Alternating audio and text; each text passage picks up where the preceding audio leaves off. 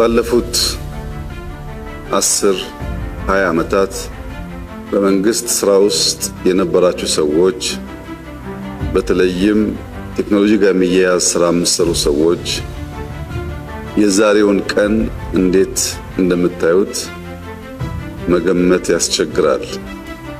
ቢፒአር፣ ቢኤስሲ ኦቶሜት እናደርግ፣ ዘመን ተቀይሯል፣ እንቀየር ሲባል የነበረው ትግል በሀገር መከላከያ ሚኒስቴር በተለመደው ትራዲሽናል መንገድ የምናደርገው ዝግጅትና አካሄድ አያዋጣንም፣ እንፍጠን፣ እንዘጋጅ ያልንበትን ዘመን ያስታውሰኛል።